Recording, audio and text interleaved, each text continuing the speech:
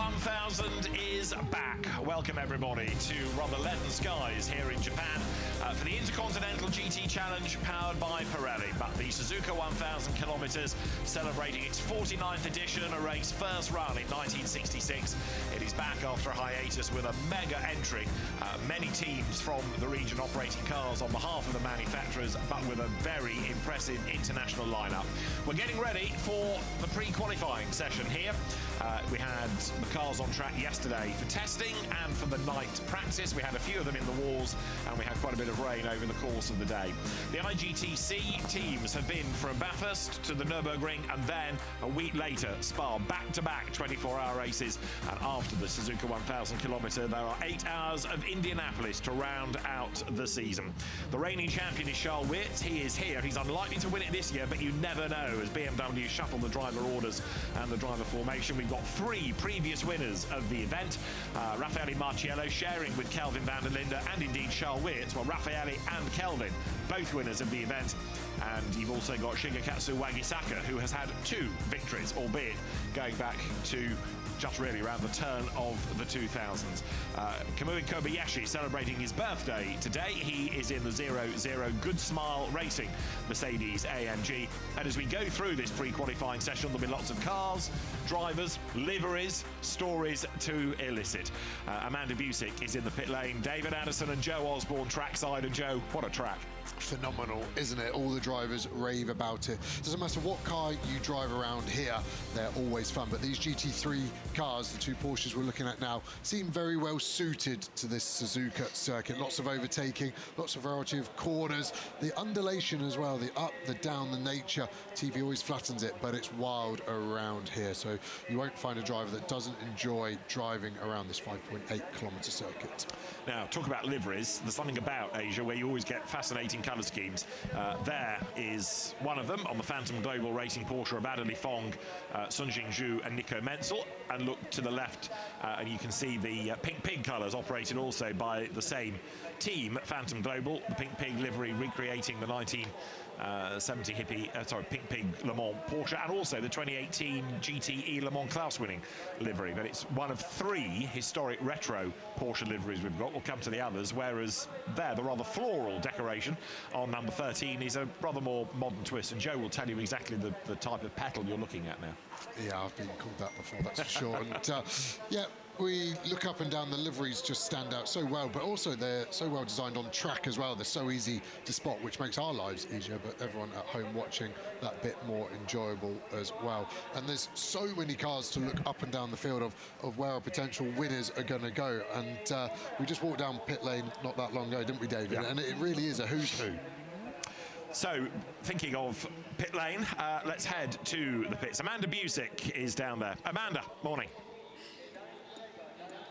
Hey guys, good morning. It's almost 10:45 local here in Japan, and we have returned to Suzuka for the first time since 2019. And guys, it's so lovely to be with you guys. You're talking about all of the cars and the liveries down here, and while you're up in that commentary booth over there, I get to be down here with these liveries. Well, when we talk about what's happening so far in Suzuka here this week, we've seen a couple practice sessions. We had night practice last night as well, and it was this Ferrari that was in the top spot with I think it was a 2-minute and 1-second lap around here at Suzuka. I'll let you guys go into those details, but it was 1-2 for Ferrari. This livery is one of my favorites when you're in in Japan with the culture. Hey guys, eat my ramen. And that's exactly what Dennis Marshall was doing last night here. Also was the leader in one of the free practices yesterday, but a ton of liveries that we're going to talk about here today. Ferrari was 1 and 2 in night practice yesterday, and 5 different manufacturers in the top 10 as we had night practice. Guys, it's pre-qualifying. Let's get going. The Ramen Rocket is the Ferrari that you're looking at. Dustin Blattner, Dennis Marshall, Lorenzo Patrese sharing that car. Lorenzo's father, a winner of the Japanese Grand Prix. There you've got an alternative food being represented on the JMR Chevrolet Corvettes, and those out of the JMR stable will be cars to watch, particularly, I think it is fair to say, number 2, Alexander Sims, who has raced on the kart track here, but never amazingly on the full car circuit. Nick Katzberg and Scott McLaughlin, V8 Supercar triple champion, and of course for Penske, IndyCar star as well. He's had a pretty horrible season without wins in IndyCar. He wants to round out his season with a good result, albeit in something completely different. Yeah, great to see Corvette really bringing the who's, the driver royalty in the number 2, while we have the actual royals in the sister car, the Ibrahim brothers, and then joined by Konsta Lapalainen as well. Yeah, the Malaysian princes, the Ibrahims, and Konsta Lapalainen, who's an honorary royal. Is that what we're saying? He's been co-opted for the purposes of the weekend. There, as the drivers get set, Nick Katzberg getting good to go. Now, we know that this is a cool circuit, and we know that because in Nick's press release, he used the word cool about half a dozen times. Yeah, it was every other word. It was pretty cool, isn't it? And the Katzberg crack, you will ask what that is, David, I'm sure. The visor, he has it the highest out of anyone. He says it's a distraction to him. Doesn't go for anything that looks cool in that regard, but you can see a lot of the drivers running piping on the top of their helmets. That gets connected when they're in, and that directly connects to the AC system, so there's cool air being pumped directly into the helmet for these drivers. And it is mandated in the regulations, just on that point, that if tomorrow for the race the temperature is above 30.1 degrees centigrade, then driver cooling has to be operational. So the regulations do kind of spare a thought for the drivers. 28 there, the Craft Bamboo Racing, Jonathan Hui, Kevin Say, and Ben Barnicoat, Pro-Am Ferrari. 555 is the Maezawa Racing Ferrari of Yusuke Maezawa, Naoki Yokomitsu, and Thomas Neubauer. That's a team with a Ferrari that we've seen in Japan Cup already. So Yokomitsu and Maezawa with a lot of track time this weekend, and therefore they're coming into this pre-qualifying session with a bit of knowledge of what the track feels like. Yeah, that would be massively beneficial, especially running on those new tyres for Japan qualifying this morning. 2 separate cars, though, so any damage done to either car won't affect the other program. Although there is a car, isn't there, which is doing double duty. The run-up Sports Nissan is the same car, never mind same drivers, but the actual same chassis, doing both. For Kenny Habul's team, and it's good to have Kenny back, Yannick Mettler and Dominic Baumann join him. The likes of Mario Engel, Jules Gounon, Lucas Auer, we know how good they are, and some of those have partnered Kenny Habul in the past. But there's a DTM race as well this weekend, so some of the Porsche, Mercedes factory drivers, they're on duty elsewhere. Yeah, so these manufacturers having to look at their roster, and that's why the manufacturers are always so keen to keep signing young drivers, especially, who can potentially start to upset the order. And there's some very quick drivers. I think one that's under the radar at the moment, potentially Lauren Heinrich in one of the Porsches, the number 6 Origin Motorsport car. I think it's going to be very quick this weekend. And number 6 is another in a retro livery. You've seen the Pink Pig, you've got the Newman colours, and also the 1981 Suzuka 1000 winning livery being brought back as well. There is the Pink Pig, and that car, it does look fantastic. Oh, a special hat tip, I think, to the Phantom Global team, because they've done the number in the same font as it was in 1971 on the 917. They've done the drivers' names in the same script as well, so they've done it absolutely properly. And the driver number ones, the car number is even harder because it has to be illuminated as well. So it's not just the vinyl, the whole backing has had to be specifically made, so it wasn't just a square like you can see on the Get Speed 69 Mercedes. Everybody else getting themselves ready. Number 32, the WRT BMW. That's the Marcello van der Linde Weert's car. That's got to be a possible winner. Yep, for sure. Both WRT cars so strong. It's a sister car that has championship leader, sole championship leader with Augusto Farfus. The way they've split drivers, BMW this year, it means he is clear in the points. We've just seen another of those retro liveries, the Newman 1984-85 Le Mans winning colour scheme. Number 33 you're on board with, which is the Phil Kim Liang Jiatong Dan Arrow Porsche. The Korean driver Phil Kim, who races in Ferrari Challenge, switching to GT3. It's his team, the Volglas team, and it's the only Korean team here. It's only 2 years old. It is its Endurance debut, and it's Phil Kim's first race in a GT3 car. So there's a lot of firsts on display. Number 9 is the Bingo Racing Shinji Takei, Rama Ito, and Ukio Sasahara car. That's the Callaway Corvette. That's not its first race, is it? That chassis was built in 2018. It's been in a few crashes, but I'm assured the chassis is original. So I don't think there'll be any IGTC cars that have ever had a chassis 7 years old. And so it was quick as well at times yesterday, so don't discount it just on age. Am I allowed to say that that's what a Corvette should look and sound like as well? Because the modern Corvette Let's sort of break the mold, to say the least. Yeah, I don't think you are allowed to say it, but you are completely correct. Luckily, the new Corvette, at least it is still a V8 lump in the back. That's true. Right, we're in business then. It's 90 minutes long, this pre-qualifying session.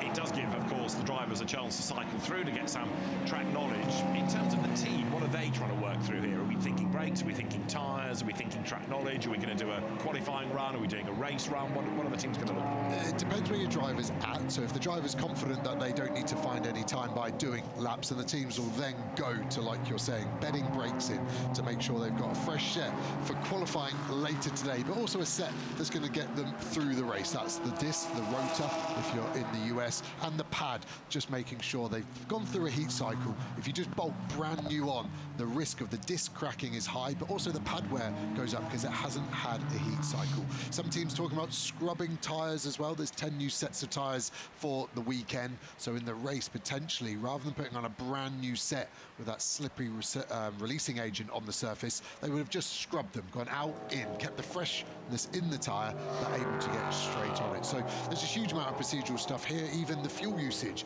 making sure they're aware how much fuel they're using per lap in case they can change their stint. There's lots of regulations.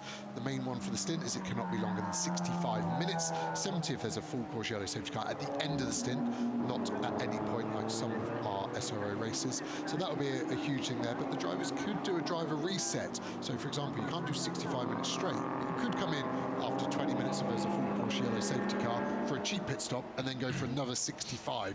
The nature of the race being 6.5 hours long, there's a pit stop too many for the teams at the moment.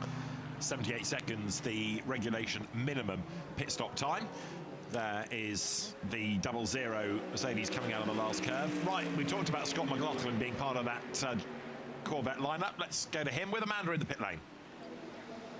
Exactly that, David. The second you said his name, I walked down here to the JMR Corvette number 2 that is out on track currently. And Scott, your very first trip to Japan, how are you getting up to speed so fast here in Suzuka? Oh, I'm loving it. It's I know this track like the back of my hand because I've done so much stuff on PlayStation and all that stuff growing up and watched so many races. It's such an awesome opportunity to be here with Corvette and JMR, and yeah, really proud of that. So excited for the race. I think we've got a really nice car, and it feels good. But I just got a big shout out to the Japanese fans. They've been so welcoming, and I'm learning some lingo and getting an idea of it all and having fun.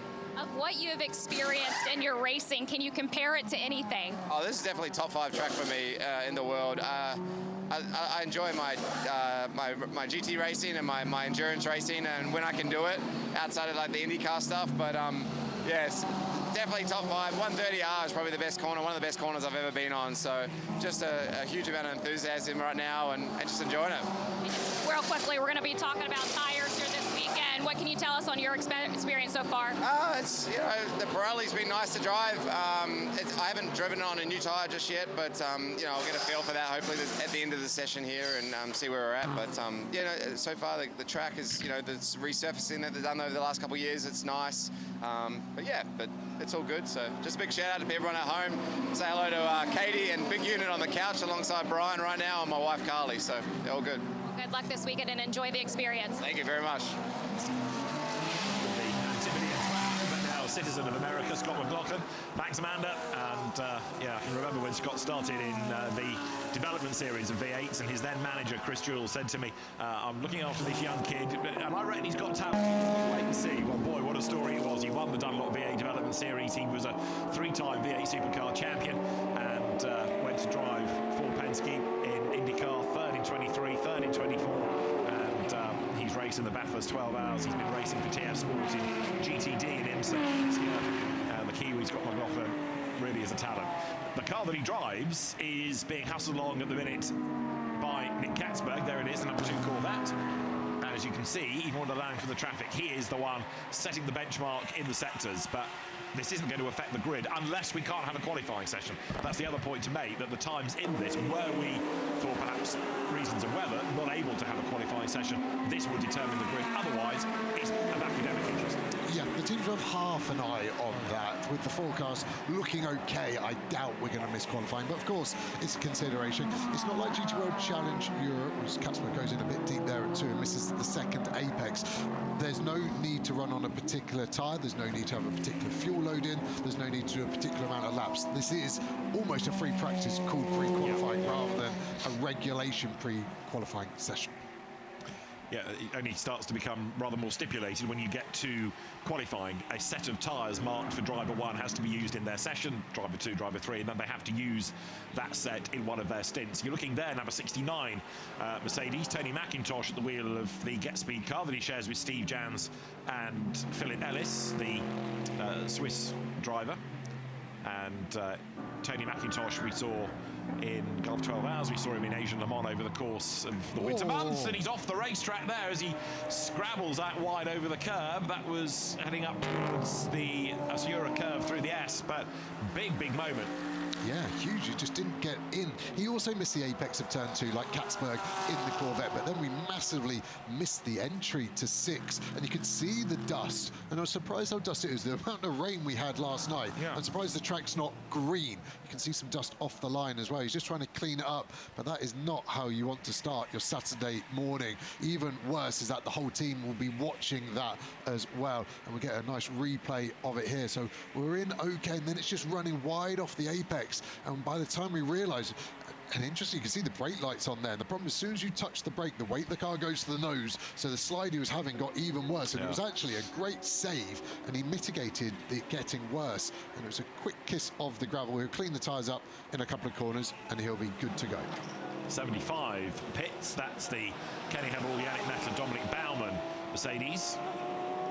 Even this is where a team can learn, because they can do a practice pit stop, can't they? Yeah, so you touched on it earlier, David, 78 seconds minimum pit stop time. That's from in to out, so that's roughly equating to 40 seconds of stationary time. So they've got to get the driver change, the fuel and the tyres done in that time, so they need to get that on board. So we're going to go on board with one of the Nissan GTRs, the number 500 car here from Team Gojin, and you can see the car looking good at the moment, balance looking good, and that's the main thing as a driver, just looking in. We're now barreling into these couple of fast right corners, snap of oversteer, now into 9, apex speed all the way down 100 kilometers an hour. We now have this awkward kink at 10.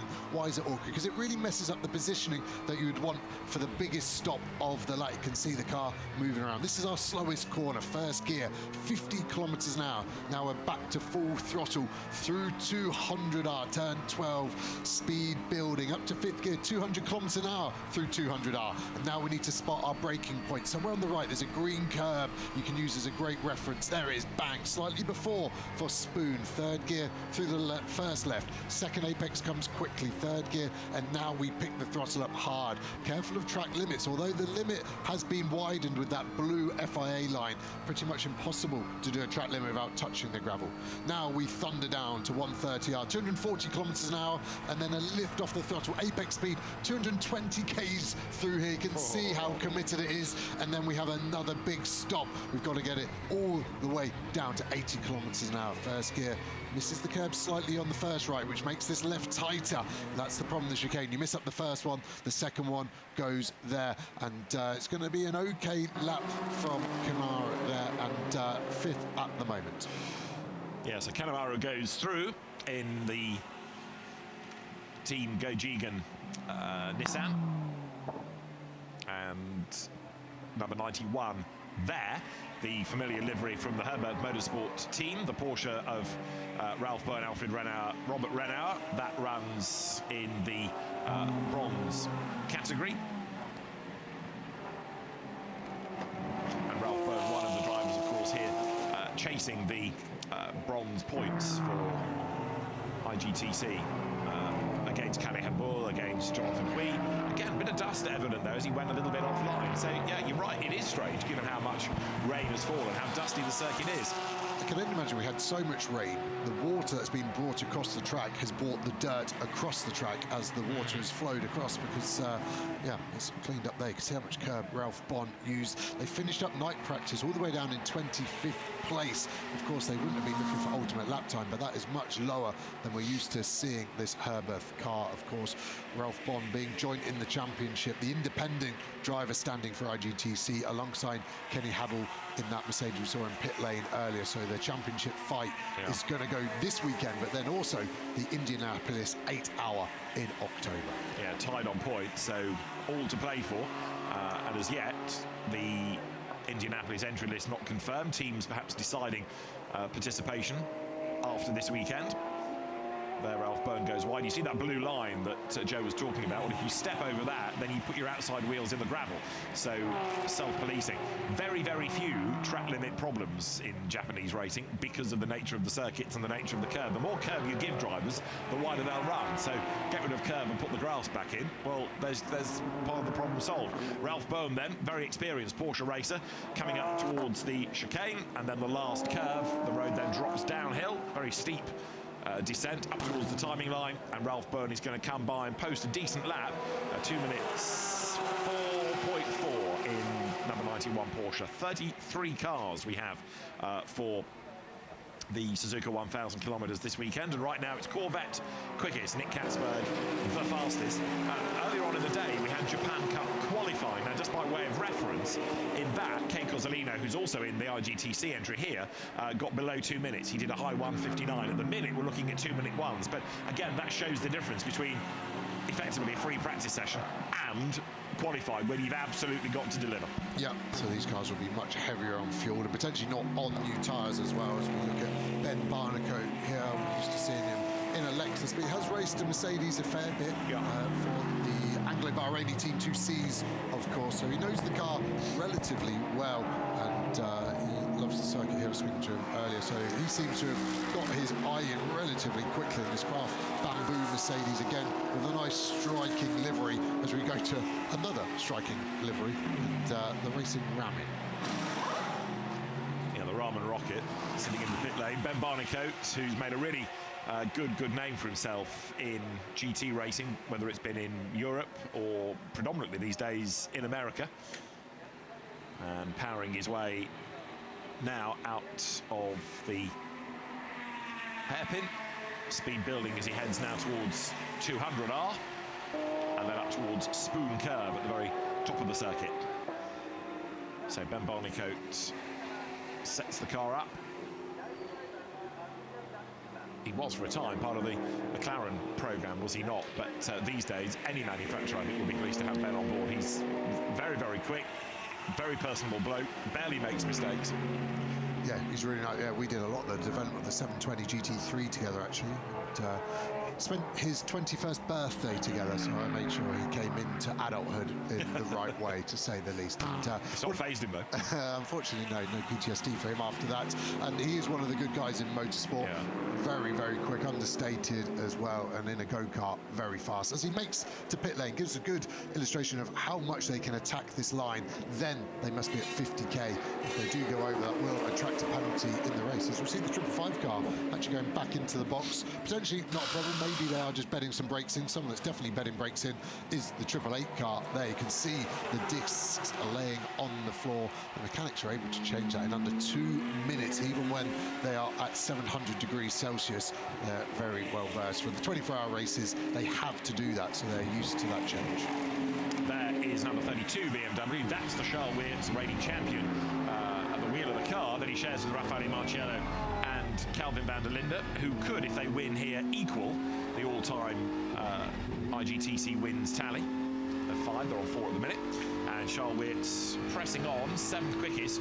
The sister car, Max Hesser at the wheel, went up to 8th last time around. But Charles Weir's not necessarily a Suzuka veteran, putting a lot of effort into hustling that car out of the Degner curve under the bridge, which is also under the track, because of course this runs on a sort of figure-of-8 layout, and then now up towards this tight hairpin. Get it wrong here and you compromise the next climb up the hill. Yeah, exactly that. This looks like a used set of tyres. They're in a bit more of a race run. He's in a lovely bit of space, however.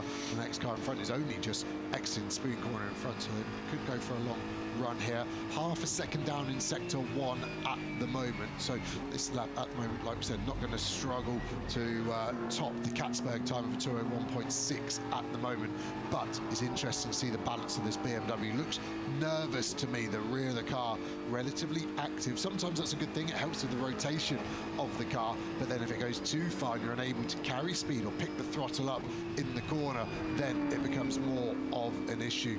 Very legal on the exit there at 130R. Big stand on the brakes. You can see the ABS lights on the dash lighting up to illustrate to Charles Verts how locked up he is. Nice clean exit, and actually the car in front is backed up into our space, and that's not what you want, and that's an interesting thing for qualifying as well. So you cross the line to go fourth, 202.2. So it's another climb then, up from 7th to 4th. The BMWs, especially WRT run cars, you ignore at your peril. Now, bear in mind as well that the sister car has got the championship leader at the wheel, 31 Augusto Farfus, as well as Dan Harper and Max Hesse. So that is a very interesting car to watch as well, because you are effectively splitting the winning drivers over the course of the season, because Farfus was victorious in both Bathurst and the Nürburgring. So was Kelvin van der Linde. Raffaele Marciello was the Nürburgring winner. But to put Farfus in one car and van der Linde in another now, it means one or t'other is going to be the champion, but certainly not both, because they're going to be on a different points tally, assuming that the cars finish in the points in this race. Of course, if neither of them score, then they could be paired together again going into Indianapolis, depending on what BMW chooses to do. The other car of note that has been a victorious, or has victorious drivers in it this year, is the number 23 Porsche, because Patrick Niederhauser was the best of those, or part of the crew that won maximum points at Spa. Didn't win the race, but was the best of the IGTC teams. Sven Muller and Alessio Picariello also part of the best placed Porsche. Then it was a Rutronic car, but in terms of taking points, then they were the IGTC winners within that Lamborghini won 24 hours at Spa. Now, back to BMWs. This is the car I was talking about that is crewed partly by Augusto Farfus and Dan Harper, but it has Max Hesse at the wheel, and he's got the car up to second fastest now, so this is another man on a mission.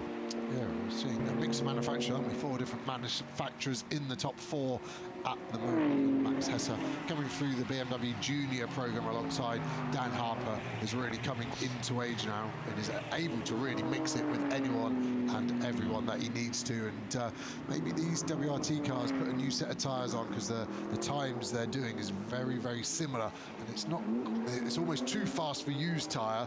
I'd say it's new tyre but heavy fuel, and that's why we're seeing 201s at the moment as Hesse crosses the line. And it's a 202.4 this time. Amanda was talking early on about how quick Ferraris were yesterday. There's another quick Ferrari on track, which is Giancarlo Fisichella, because the former Formula 1 racer, the Grand Prix winner, has just done an absolute best within the first sector of the lap. Through there, turns once more Max Hesse. Number 91 is in for Ralph Bowen to give way now to one of the Renault brothers. Nick Katzberg, still the man with the top time. There, over the timing line, is the Good Smile Mercedes 00. And at the wheel of that is Kamui Kobayashi right now. So Kobayashi, the Toyota Gazoo Racing team principal, Le Mans winner, and Formula 1 racer for Toyota, for Sauber, for BMW, for Caterham as well, if memory serves. He's at the wheel, but that's a car that's certainly running to a plan, isn't it? It's way down 23rd, but you know there's more to come. Yeah, he backed out of the way of the 777 car very nicely as well, so he's obviously realised that even after 2 corners he needs to get out of it, and Ben Barnicoat in another Mercedes flies past as well. But yeah, expect more from this car. I think we said the same thing at Spa 24 as well, didn't we? It was great to have them there, but they just weren't in the part of the grid we were expecting them to be, of course. And complex machines, these GT3 cars, so much is down to driver preference and feedback of the setup of the car. So it's so important that these teams get fast drivers in, of which Kobayashi is one of the fastest, to get the car in a good place, and then they can start to climb the order. But for sure, I'd expect this car to be quicker than 24th. And to give an illustration, McIntosh, who's a bronze-rated driver in that Mercedes going slightly wide earlier, less than 2.5 tenths slower than Kobayashi right now. So Kobayashi stands on the brakes. Giancarlo Fisichella, by the way, to the top of the times, but still in the 2-minute ones. So he's 4 tenths up, not on Katzberg anymore, but on number 30, which has gone up to second, the Team Handwork Challenge car of Yuri Kimura for Nissan. And Kobayashi not looking as though this is going to be a lap that pulls up roots. You can see that part of the circuit as you go over the top of the track. Feels narrow just because of the nature of the barriers. There's the 130R, that daunting corner that everybody seems to absolutely adore, and then you stand on the brakes coming down towards the chicane. Kobayashi then up towards the end of the lap. Down in the pit lane, Amanda is being busy. She has found our championship leader, Augusto Farfus. What are his thoughts going into this weekend? Amanda? Yeah, David, he was also the pole sitter here in 2019, and we were talking off camera of how the track is now with the resurfacing, and he said it's only gotten better. Describe that for us. Yeah, I mean, Suzuka is one of the most iconic circuits around the globe. It has always been looked after very well, so even if we had an old asphalt here, the track has always been in great condition. But of course, they have resurfaced pretty much the entire first sector. New asphalt means better grip, less tire degradation, and allows us to go faster. So for us, of course, plays in our favor. We can push the tires a little bit harder through the S's, but it's still tire degradation. It is a factor here in Suzuka. Hot temperatures can be an issue, but so far we are running strong. Joe and David were just talking about driver preference when it comes to setup in their race car for the BMW. How do you like your setup here? Well, it is a tricky track here, because if you try to optimize the setup for the ultimate performance, you might end up paying a price on the long run. Luckily, me, Dan, and Max, we have a fairly similar read on the car, so very often what I like, they also like, and vice versa. But we need to try to maximize the single lap performance together with the tire degradation, which will be strong, will be high for the track degradation. Our car has sometimes a bit too much mid-corner understeer on those long, steady corners. And to take out the understeer, eventually you make the rear a bit unstable. So it is a fine line to try to understand how much understeer you can dial out without compromising the rear stability. But so far, WRT has done a good job. We still have the last few bits. It's the first full dry session at the end as well. So let's try to take an advantage, simulate some long runs, and try to understand what to do. Good luck this weekend. Thank you. Yeah, Augusto Farfus, very, very experienced driver these days, and there are very few championships he's not raced a BMW in the last couple of decades, really, whether it's been in GT or touring cars or World Endurance, you name it, he's been there and he's done a great job. He's been a loyal servant for the brand, hasn't he? Yeah, really has. He's having a phenomenal year, and someone else that's a loyal servant is Giancarlo Fisichella in the red Ferrari boxing there. As we go back to that Herbert Porsche, it was started by Ralph Vaughan, has now got around an hour in, just checking which one it is at the moment. But Fisichella pits after being fastest, 4 tenths clear of Kimura in the 30 car. So Katzberg now getting shuffled down the order. So now 5 manufacturers representing the top 6. Katzberg, an Intercontinental GT Challenge champion in the COVID-affected 2020 season with Augusto Farfus. They were the champions together, and touch on Kobe, that's one of the reasons that the Suzuka 1000 rather dropped off the calendar. A huge amount of work has gone in by SRO as well as the circuit to bring the event back, and it's great that the teams and the manufacturers have responded in the way that they have, such as these retro liveries by Porsche Asia Pacific, the Phantom Global Pink Pig. Then, as I say, it's a 917 livery from 1971. It's the class-winning 2018 Le Mans GTE colours. One of the drivers in that livery, Kevin Estrick, you'll find him in the Newman livery this weekend. We'll get to that. And Klaus Bachler, who has been another Porsche expert for what seems like ever and a day. He's the man behind the wheel, the reigning FIA WEC GT3 champion, double Asian Le Mans GT3 champion. That's on top of all the Carrera Cup success he's had over the years. Yeah, he knows how to drive a rear-engine car, doesn't he? That's for sure. And the 23 car going well. Green in sector 1 at the moment, now flying through this so quick. No, pigs don't fly. That's well known. You picked me up well there. I have to wait for a retour there, but we're going back to the business in front. He is going to be looking ahead because the 27 car, the Heart of Racing Mercedes from SBS, may affect the end of this lap. And this looks like a bit of a quali sim, doesn't it? We're 25 minutes into the session, and suddenly this car has come alive. He's going to cross sector 2 now, and it's maybe lost a slight bit of time. Still within half a second of the fastest in that sector, so this could be a good lap here from Backlund. Absolutely right. So the pink pig arrives at the chicane. Hits the sausage curb. Scratching over it, then comes up towards the end of the lap. So the port scratchings head towards the timing line, and Klaus Backlund will improve. Fifth fastest, 2 minutes 1.846, and no pigs were harmed in the making of that lap. Yeah, very clear. Looks like he's backed out of it straight away, potentially. No, he attacked 1, and the drivers will be using this as their sort of eye-in to work out what gap they need to cars in front. We obviously have quite a few classes running here, so they'll just be working out, right, when I'm behind an AM, how much time do I lose? Is the bonnet flapping on the front of that Mercedes for Lucas Stoltz there? We've seen that a few times from Mercedes, so it won't be too much of a worry, but they definitely will want to address that as it gets up to 260 kilometres into 1. The wind just getting under the leading edge, and look at Stoltz placing that car perfectly over the apex curves through 3, 4, 5, and now flows into 6. That's where we saw McIntosh and Mercedes run wide early on in this session. Now it starts to climb up the hill. 40 metres of elevation change here. Doesn't sound a lot, does it? But the low point at 2 to the high point at 14.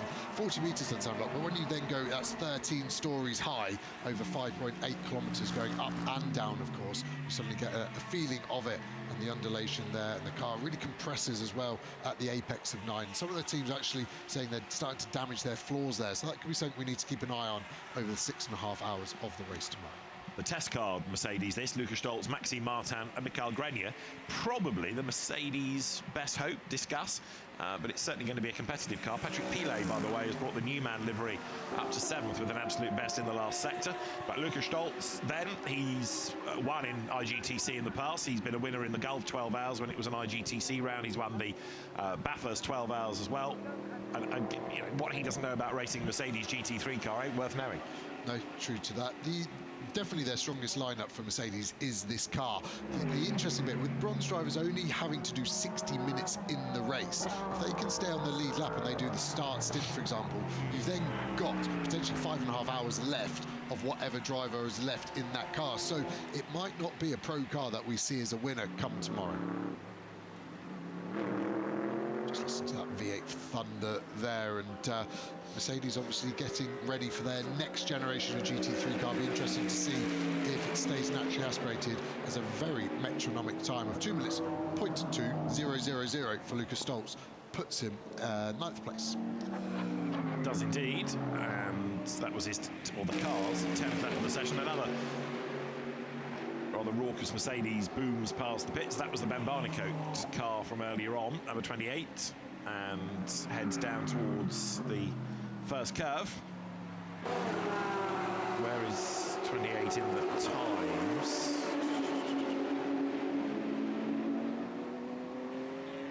'27th, Jonathan Hui now at the wheel. There is the Phantom Global Porsche, number 13.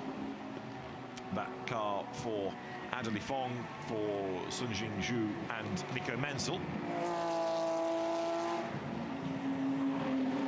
Porsche with lots of different colour schemes, lots of impressive drivers. Nico Menzel, his father Christian, was a very good Porsche one-mate racer years ago. Nico Menzel himself, Carrera Cup Asia champion. It is Sun Jingzhu at the wheel, who spent most of his time in his early days racing Audis in the one-make R8 championship in this part of the world, but has raced in the Gulf 12 hours. He's raced in the Suzuka 10 hours as it was in 2018, 6th in Pro-Am, as well as doing GT World Challenge Asia. So JZ, or JZ if you prefer, as he likes to call himself, Sun Jingzhu, very experienced driver.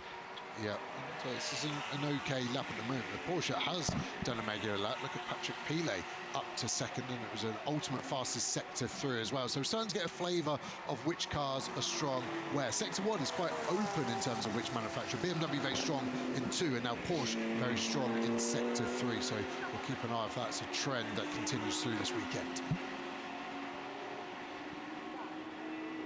So there is the Zhou Porsche making the climb out of the hairpin up towards 200R.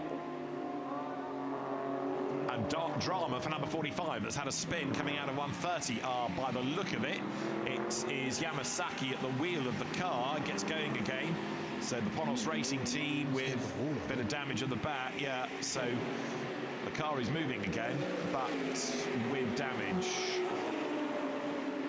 We saw Ferrari in Japan Cup qualifying have a full rotation there, and I imagine we've lost the car somewhere near the apex, and then we've had kind of a lazy roll back into the tyre walls. We get a replay, so right of shot you can see he's coming hot, maybe blindsided by that Porsche, and that shows you the speed, 220 kilometers an hour at the apex there, and that's why the cars fly off at such a bated speed, and he's just caught the tyre wall there as he's finished a 720 spin.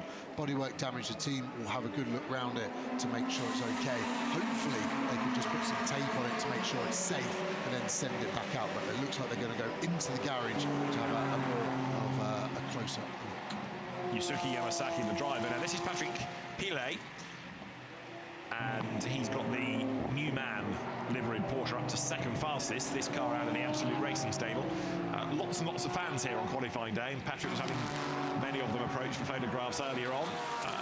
Again, another Porsche veteran, although he's also been pretty busy of late in LMP2 machinery, winner of the Nürburgring 24 Hours in the past. And as we were saying, the slow Ferrari getting out of the way there. This car echoing the 1985 Klaus Ludwig, Paolo Barilla, John Winter livery. Yeah, that 98 car, the Ferrari, stopped. I think it had to do a power cycle right on the apex there of turn 9. So that's the K-Tunes car, and Pilet almost blinded by that. He did well to avoid it, and yeah, maybe again a new tyre run here. We've seen 2 fast laps from this number 7 Porsche, and now already a second and a half off. Of course, we had that car Bulkus, but maybe we're just starting to see some qualifying simulation runs from these cars. They got through the first 30 minutes then, first third of the session done.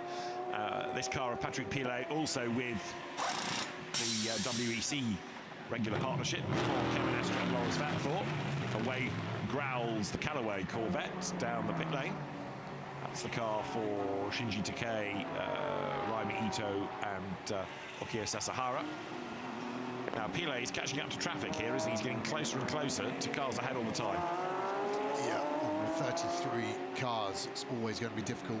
Luckily for him, the other Porsche gets out of the way nicely for him, but just on the pit straight, there's 4 cars ahead. And the first one is that Nissan, the number 500 car, the Team Gojin team. If you see it written as an Englishman, you would say Team 5Z, wouldn't you? But we've been reliably informed that is the worst way to pronounce the team. So we will keep it how the Japanese want it said.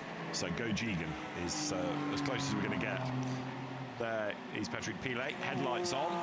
And this first section, you've got that very, very long, fast, you've got to be brave for it, right-hander here, and then it sort of snakes its way, doesn't it, through the next sequence of corners. Yeah, this red Ferrari was the 98 car that we saw going very slowly earlier on. Looks okay now, fully up to speed. Has got a couple of fast cars behind it trying to flash to get past, but this is the hard bit of this circuit now. It's really just such a flowing nature. There's no real major braking point. Shaw trying to focus forwards, and yeah, is unable to shake off the 3 cars that have stacked up behind him now. Yeah, Sean Walkinshaw, who we used to see racing in Blancpain Endurance Series as it then was in Europe, but he's done quite a lot of his racing in Asia in recent seasons, and switching to the Ferrari for this weekend. K-Tunes, the Super GT team, good to have on the grid. Daisuke Yamawaki, Shinichi Takagi, the other drivers, and Walkinshaw there getting out of the way. Still learning about this car, and you get the feel that he's not totally comfortable yet. No, it dynamically looks okay, but just has relatively zero pace, isn't it? Jeffrey Ibrahim in the Corvette has got past, but now we still have 3 cars to go. Someone that's got a lot of space, this 555 Ferrari. Like we said, the drivers doing Japan Cup as well, so they're able to get almost double the amount of track time before race start. And Neubauer there, lovely placement, the slide there as we go on board now with him as we start this climb through turn 3. Each of these corners slightly slower than the corner before it, and there's no brakes, they're just tiny lifts off the throttle, and it's so easy to lift either too much and lose speed or not enough and run wide. We're still climbing up the hill now into turn 7, 4th gear through here, 140 kilometers an hour, now building speed. It's a very short break at the next corner for turn 8, and it's important to roll off the brake and go, because you're then straight into turn 9, 2nd gear, 100 kilometers an hour through here. Very careful of the gravel trap on exit. How does the Ferrari look through the slower speed corners? We're about to find out. The next left, that slow left-hand hairpin down to 50 kilometers an hour, 1st gear. Balance looks brilliant for Neubauer here, and he's able now to pick the throttle up hard, speed building all the way, 240 k's as we approach Spoon Curve. When we rode on board earlier, we were braking in the Nissan before this green curve on the right. The Ferrari slightly later, maybe 5 meters before it, better balance through the left, running wide, just keeping legal on track limits, hooks up the 2nd apex well, and is now firing down. Sector 2 ends at the end of this straight here. I think we're going to be about a 2.5 off the fastest by the time we cross the beam now, and you can see it's a green sector 2, but we're still just under a second off the fastest through 130R where we saw that spin earlier. Last break of the lap for the chicane.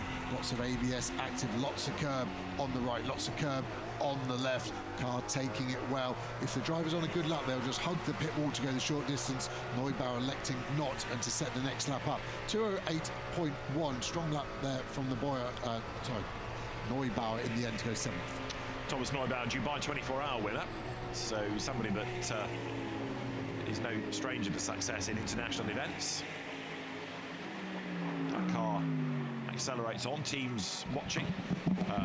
Yusaka Maizawa is his team that operates that car. Naoki Yokomitsu, the Super GT champion of 2012.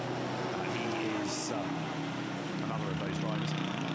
He touched on the second of the Corvettes a little while ago of the Malaysian Princes, the Ibrahims. That car had to do a hardship lap this morning because they had a mechanical problem at the beginning of night practice yesterday, and extensive repairs is the euphemism offered, but that car was in the wars yesterday. Good that everything is sorted. Yeah, it's sorted in terms of it's done 12 laps. It's down 31st place, and it's back in the pit lane now, so hopefully it's working through a program there, but that car not at the sharp end just yet. It is an engine change, so maybe that's still being bedded in, although you would think they'd have done that by now. Yeah, normally these engines now are run up on the dynos back at bases, so that one at Corvette would have been put through its paces before being shipped out to customers. But of course, the engine will always loosen up the more miles you put on it, and yeah, hopefully for them it will be okay. Here we're looking at the 33 Porsche Liang here, 22nd at the moment. The rear of the car looking lively from the shots we've seen already. And this is where the drivers will be talking to the teams going, yeah, the car feels okay over 1 or 2 laps, but the tyre then drops off, and that's what they'll be thinking. They're potentially going to have to race for 65 minutes straight as the stint goes on during the 1,000 kilometres come tomorrow. On board with Liang Jiatong. The other car, by the way, that had an engine change overnight was the Sean Walkinshaw Ferrari, and I wonder again whether that was contributing to why he was not looking 100%, because, again, just bedding everything in. Yeah, we had a race of engine changes then, didn't we, when it was Ibrahim versus Walkinshaw on board in the Porsche, and you can see the dash fully blurred out, so we're unable to spy on tyre pressures, gears, anything. The teams don't want other teams able to get any information whatsoever from them. And car again looking okay, slightly nervous under braking. It's always a worry as a driver when you hit the brakes and the car's moving left to right, and it did seem that car was moving around. Moving to the inside is that Callaway Corvette. It's going to be a drag race into turn 1 between the Porsche and the Callaway Corvette. Corvette cleaning past easily. Quite a lot of debris off the line there for Sashihara, the Bingo Racing Corvette. And first overall in class at the moment, and they'll be relatively happy with how it's going. Yeah, I don't think anybody expected the Callaway Corvette to be the fastest in the 33, but it is up there by 0.7 of a second. So life in old dog yet.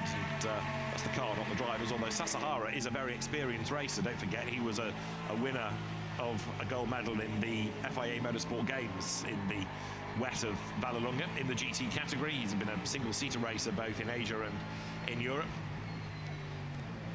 Reima Ito, who's another of the drivers of that car, Carrera Cup Japan champion. Shinji Takei, a very experienced racer as well. So Ukiyo Sasahara then pounds on, and he's a little bit down, as you can see in the first sector of this lap, but doesn't that car sound great? Amazing. And he's only a 10.5 down, and he had to overtake that Porsche into one. So that lap before, we only caught the end of it, but that was the fastest lap of the session. 7.5 tenths clear now. So this car is flying along, and just because it is a 2018 chassis, like we said, it seems to have plenty of raw pace, and hopefully it can keep that up into qualifying, which is the session that follows this. And then suddenly as a driver you're thinking, oh, this is quite a relaxing weekend, lots of practice, and then suddenly qualifying, the crescendo of the weekend as a driver, your one chance to get the car low fuel, new tyres, and see what you can really do is just around the corner.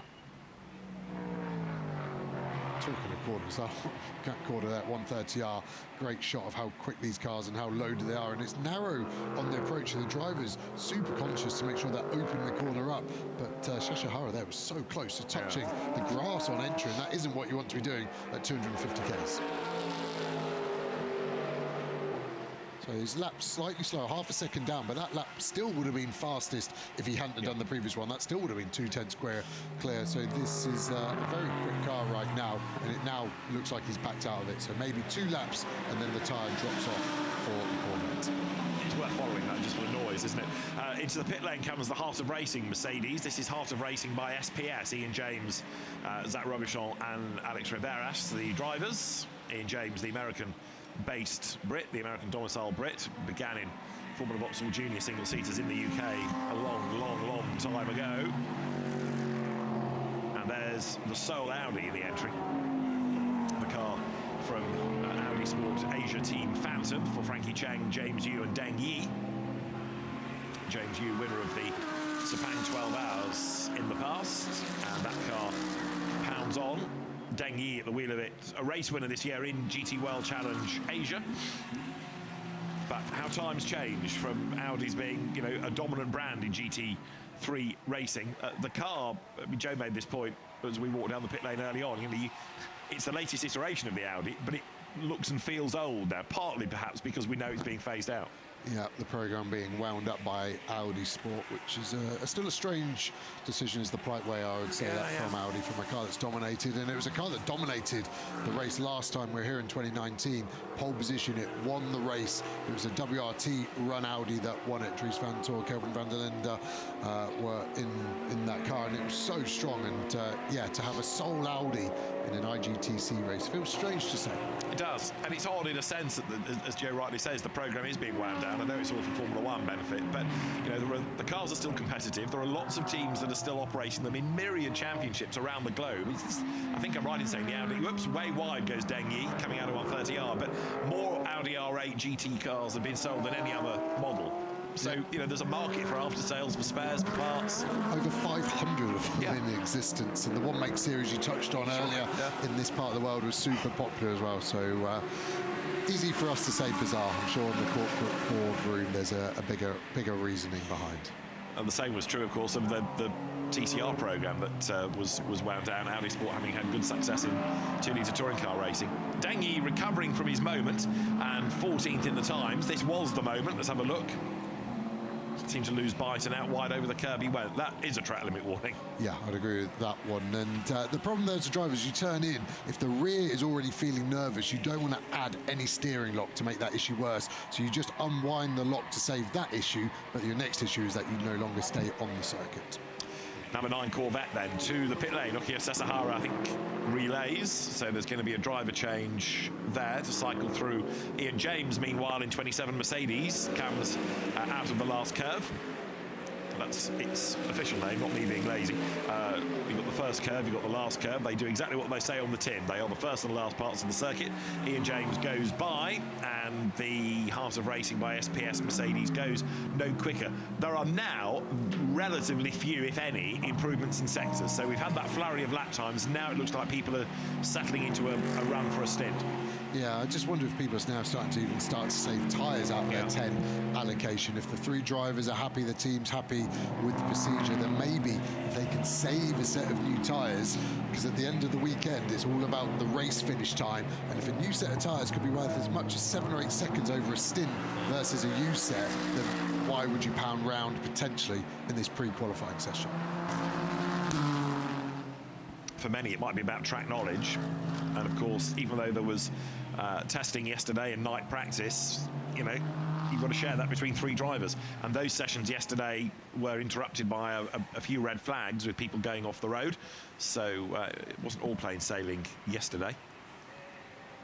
Sailing being the right word as well. Some of the rain that we had, especially at the start of free practice yesterday, that was seriously heavy. But the Pirelli wet, actually, on the slightly older specification that's been phased out across the US and Europe, is no longer being used there, but it is still being used here, and it's a better monsoon tyre that can clear more water. So if we do get some rain, I think we're in a pretty good place with the spec of Pirelli we've been given this weekend. 6 sets of wet tyres allowed, 10 of slicks, as Ian James thunders up then to 130R. Porsche up the road ahead that he will negotiate, and then make that run again into the chicane at the very end of the lap. It's the Nagai Kotaka Shinohara Porsche up the road ahead from the Porsche Center Okazaki, the 9 racing car. But there, Ian James Mercedes up towards the line. This is a car that runs in the Bronze Cup. So that's the target, a Bronze Cup victory. Over the line it goes. There in the meantime, number 33, that's the Volgas Phil Kim Dan Arrow Liang Jiatong Porsche. That in came Liang Jiatong. He brought that car in. Check out Fisichella looking on, sorry. Yeah, trying to listen in on the radio as well. Any important messages, driver getting ready. It's always nice to hear the driver in the car currently talking about any particular bounce. Ian James, like I said, 9th at the moment in the bronze class. That bronze class is hugely competitive, and at the moment the fastest car is Neubauer. We rode on board with him earlier. He's 8th overall, and I beg to differ. Yes, you're right. Because Sasahara's in bronze and he's fastest in the Corvette. Fastest, absolutely. Way up the order. Right, let's switch tacks to number 45 here. This car's just gone out of the pit lane, and Keiko Zolino put the car on pole position for race 2 of Japan Cup earlier on in the day. Not this car, but an identical one. They got one chassis for IGTC for the Suzuka 1000 and one chassis also for Japan Cup. But that's going to be a car to watch. It is Yamasaki at the wheel. Yeah, was that the car we had in the wall at 130R, earlier in the session? So he's now repaired and back out, and there's someone that will be doing some laps. One, to get the car A-okayed and make sure that the driver who went off is also okay with 130R. There in Porsche 86 is, at the moment, Leo Yi. He's got that car up to... Sorry, Kerong Lee is behind the wheel. He's got that car up to 9th. Leo Yi and Anders Fjordbach are the other drivers. Kerong Lee, another very experienced racer, began in single-seaters in America, in Formula 4 and Formula Pro, raced GT4 in the States as well. He's done a lot of racing in IMSA as well as GT World Challenge Europe and Carrera Cup Asia, Asian Le Mans, you name it. So another hugely experienced driver. Found himself a bit of traffic. Porsche's fore and aft, but Kerong Lee not looking like he's an improver on this lap. We did get an improvement last time though from the overworked Nissan, number 360, because that car up to 18th with Yusaka Shibata at the wheel. The car doing the Japan Cup races as well as this, not just the drivers but the actual chassis. Through the traffic then now comes Kerong Lee, tries to get past on the pit straights. Will do so. Lap time not sparkling, but he has got through the traffic. Yeah, spoke about Porsche Carrera Cup earlier, didn't we? It's a Porsche Carrera Cup race here, but GT3 cars as the Flying Pig flies down the inside as well. So, yeah, same cars. It's a good illustration of how IGTC works with its classes. You've got 4 grades in a driver: platinum, gold, silver and bronze, and depending on the metrics behind it will be the pace of those drivers, and depending on the class will be what gradings the drivers are made up of for those 3 drivers in the car. As we look at Harmony Racing and the Ramin Rocket flying down in turn 1, 20th overall at the moment. This car has been at the sharp end, hasn't it? At times this weekend, Patrese has led 2 of the sessions, so expect this car to be sharp. Maybe not in this session if that's not their focus, but certainly by the end of qualifying. Yeah, Lorenzo Patrese then hustles on, and Dustin Blattner, along with Dennis Marshall, the other drivers. Dustin Blattner, we've used the phrase many a time in his case, a very shiny bronze. Yeah, this season he's been phenomenal form, hasn't he? Yeah. At times mixing it with silver-graded drivers, so he's punching well above his weight in that regard, and he seems to be in a positive cycle now because he's so fast. He's doing more racing because he enjoys it, which makes him faster, which makes him do more racing, which he enjoys because he's going faster, and then he does some more racing. Does that make him faster? I think that was the next step, yeah. Right. So he's in a good place right now, was my short story. Dennis Marshall, who's done a huge amount of racing with Dustin Blattner of late, helping to guide him as well. So it's been a useful relationship. Dennis Marshall, former Audi factory driver, but has done wonders to bring on Dustin Blattner. The fastest ever qualifying lap round here in IGTC terms, Augusto Farfus, it was in a shootout, not a conventional session, but it was a 2-minute 0.455, and the old Corvette has done a 2-minute 0.469 in this session, so it has nearly matched a time from Augusto Farfus of a few years back. That is impressive for an old car. Yep. Don't rule it out. Yeah, 14 thousandths isn't much, is it? And I think that car was slightly held up when we watched it by the 33 Porsche as well. So that car, again, one to watch. Patrese at the moment, again, looks like he's on a race run simulation with the lap times he's doing. No traffic this lap. Tamini did a 202.8. So 2.4 seconds off the ultimate fastest on that last lap. But that is where I'd expect the race pace to be, is in the 202s. Talking Corvettes, Nick Katzberg in the newer shape car, he has done an absolute best now in the first sector, and we're starting to see a few more greens as well as purples. So the Z06 GT3R of Nick Katzberg looking quick. He seems to have commandeered that car for the bulk of the session. I don't think anyone else has had much of a look in, but you are now starting to see improvements in sectors. Yeah, sometimes you get that 2 reasons. One, they're the dominant driver, they're the lead driver, they set the car up, everyone else has to follow. Katzberg up to second at the end of the lap. You're looking at the 98 engine-changed K-Tunes Ferrari, but it's Corvettes, old from new, at the top of the times now. Takei from Katzberg, the drivers on board. Sasahara did the time, but he's given over to Takei. Yeah, and I just wonder if Katzberg now has set the bar for that car in qualifying, and that's what they can do. Of course, balance of performance applies to all of these cars, and that does get moved around. So we'll be looking at that to see if all the cars are where they need to be after this session as well, of course. Tony McIntosh in the number 69 Mercedes AMG, getting onto the tail there of the AMAC Porsche. Number 51, that's got AMAC himself, Andrew McPherson, at the wheel of it. Patron, which is another welcome guest into the race. That car in the AM class, the 51 Porsche. The test card Mercedes, currently 10th. Mikhail Grenier has taken over that car. There's Andrew McPherson then, sharing, as ever he does, with Ben Porter and racer, TV presenter, personality Grant Denyer.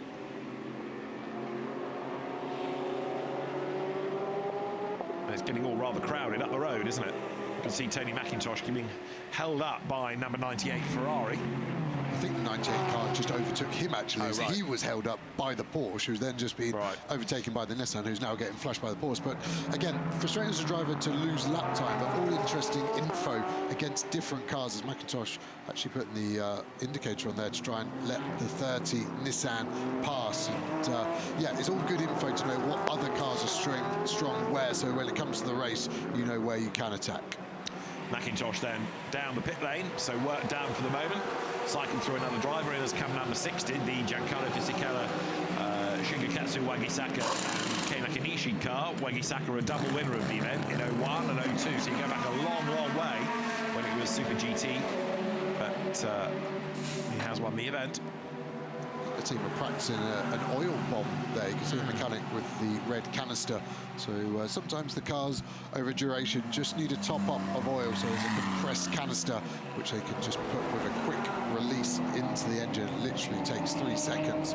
Maybe they're just practicing that if they need it in the race. Number 6 is another of the retro liveries. This is from 1981 when Kramer came along and were the first foreign team and the first foreign combination of drivers to win the Suzuka 1000km. Bob Wallach and Henri Pescarolo had a 935 K3 in these colours, and this car, Laurin Heinrich, Alessio Picariello and Bastian Boost, that's going to be a potential winning car as well, but 13th in the times right now.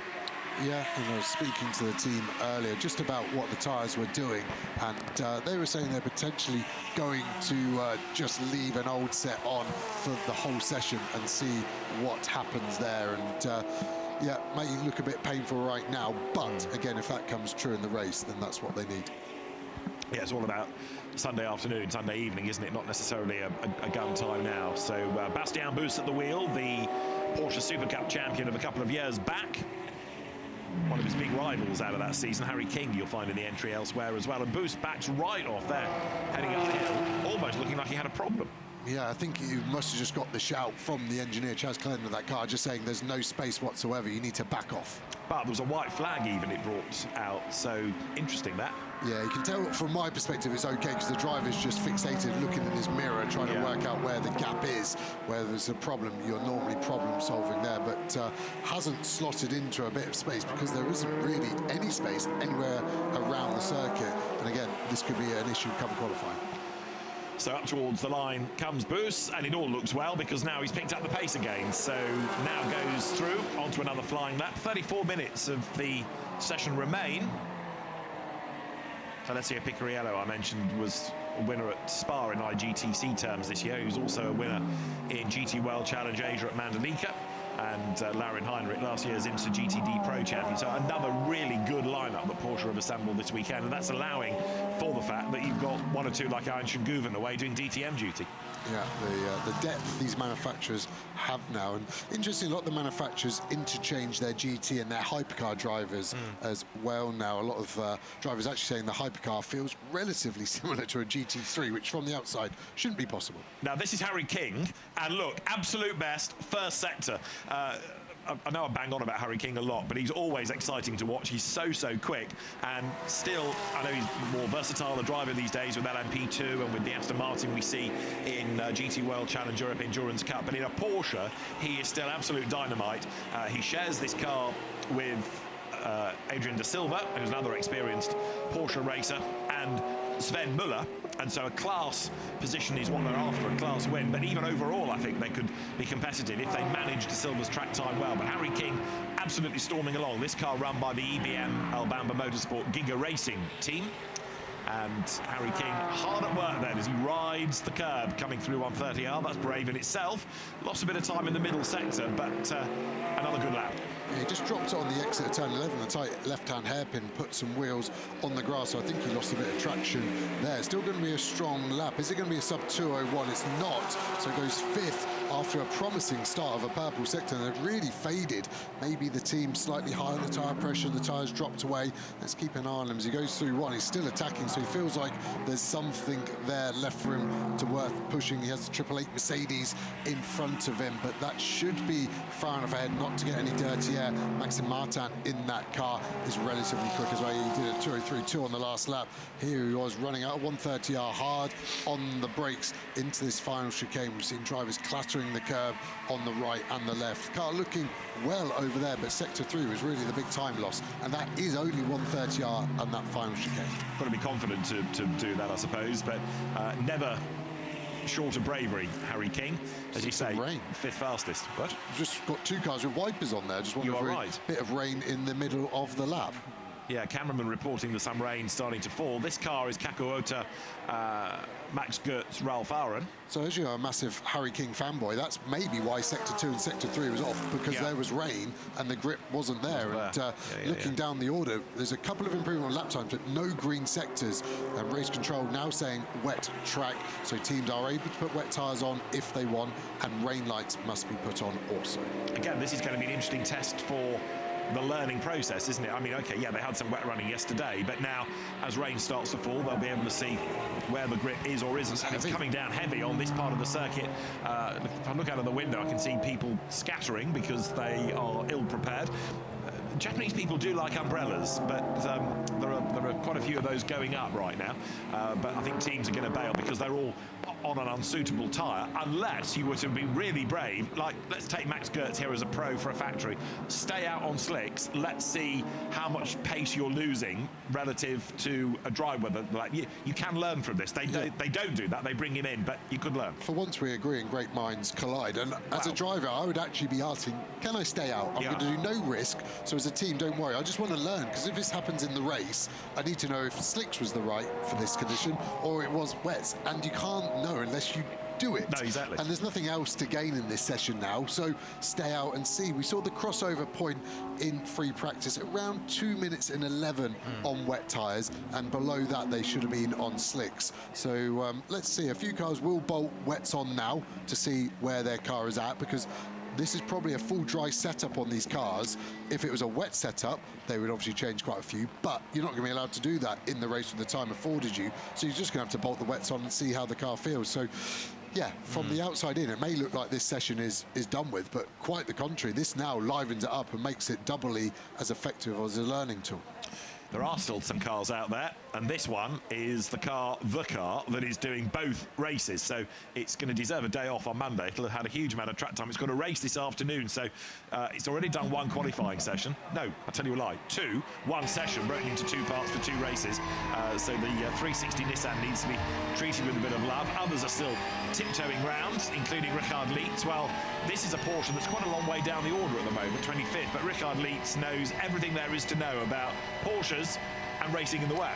Yeah, I'd be surprised if he's on wets, because he's not currently on an out lap, so I assume he stayed out on slicks, but he looked super positive at that point there. And it didn't look that wet at that point anymore. And it actually looked quite bright above them as well. And it's going to dry quickly. Whenever it stops raining, it's drying 2 to 3 times quicker than historically we're used to in Europe. But Lietz is doing what I was suggesting teams ought to do. Stay out and let's see what the track surface is like, see how it changes, and see where you can eventually pick up the grip, pick up the time. The Pink Pig has come back into the pit lane, and so also is the Kenny Habul 75 Express Mercedes, the bronze joint championship leader. Down the pit lane once again goes Richard Lietz, so he's coming in, isn't he? I think he's decided that, maybe wets are now essential. It's not worth tiptoeing round. So the only car I think potentially on an outlap of interest is Maxime Martin, 888 Mercedes. I think we saw them leaving on a set of wets, so we'll keep an eye on their times. The 33 car now leaves. I'd be very surprised if anyone's left slicks on. So anyone leaving pit lane now will be on a wet tyre. You can see the grooves in the tyre. The easiest way to know if it's a wet or a slick on this tyre is if the tyre wall doesn't have any yellow Pirelli marking, it's the wet. If it does, it's the slick. So once the tyre's on, we kind of lose vision, don't we, of the surface of the tyre, so we can still tell from the outside. Now, let's go back to the pit lane, because trying to dodge the showers, Amanda has taken refuge at Bingo Racing. Hey, David, I just want to point out here, it is raining down here on pit lane at Suzuka, and the guy that's leading here on this circuit so far in lap times is this guy right here, Ukio Sashihara. He just told me that he has at least 1,000 laps around this place in his career. Why does this give you home track advantage? Well, I think definitely that, I've done like a lot of laps in here. I know where I could go through the line and the curves and everything. track surface rechanging on this year, but we had one day on the testing day we knew that it will be lap time will be much increasing. So, but yeah, I mean, really happy to be here. You know, it's a world's best GT car racing in the world. So, yeah, it's fantastic. David and Joe, I know you guys have been talking about just the Asian team influence that we have here this weekend in Suzuka. We also have 28 Japanese drivers that will compete here this weekend. I also want to point out, though, that C7 Corvette, the Callaway Corvette, the front engine Corvette that's moving around here at Suzuka. What's that thing like to drive here? Well, it's amazing. The car is almost like 10 years ago now, but still, you know, really decent performance. I mean, this weekend it's a little bit humid and hot. We don't have any aircon on the car, but yeah, so that's why we had a crew suit. But yeah, I mean, this car is something I had a special memory with this. It's something changing. Yeah, so this guy, you know, always had something good luck bring to me in every time in my career. So I have a special memory. Maybe, I don't know, this will be the last, they say this will be the last round race of this car, but you know, I really want to finish on the high and hopefully finish with this car in good shape. One more question for you, and guys, you heard that Callaway Corvette leaving. That was the sound of that race car going back as the driver change is now done. But considering your experience here, we have wet conditions now. What's the secret? Well, I cannot tell. Secret is secret. So, but I mean, especially the new surface is quite grippy. So I think even I can see everyone already adapting quite well. So I think there's not so much advantage anymore. But yeah, I mean, Suzuka always, you know, everyone says loving Suzuka. It's a nice track. So I feel, you know, really honored to be as a Japanese people, and you know, thanks to all of the guys, and yeah, hopefully qualifying, wish no more rain and stay on the dry and see where we are. Well, congrats on leading so far. Well done. Thank you very much. Thanks, Amanda. Great to hear from Ukir Sasahara. Very, very competitive driver. He was talking about the resurfacing work that's gone on here as well, which is largely in the first sector. And Maxime Osborne was saying after yesterday that it's actually quite hard to differentiate between which bits of that first sector with the resurfacing are wet and which are dry, especially when it becomes either gloomy and or dark, and the race will finish in the darkness. So if it's damp at the end, you know, let's say the conditions at the end of the race are a bit like this, then it's going to be a real test. This is number 45 turning through, the Ferrari that we've had in the wall once in the session, and that car has recently rejoined after a pit stop, and here in replay, wet tyres on, and the car by the mechanics ready to drop down, and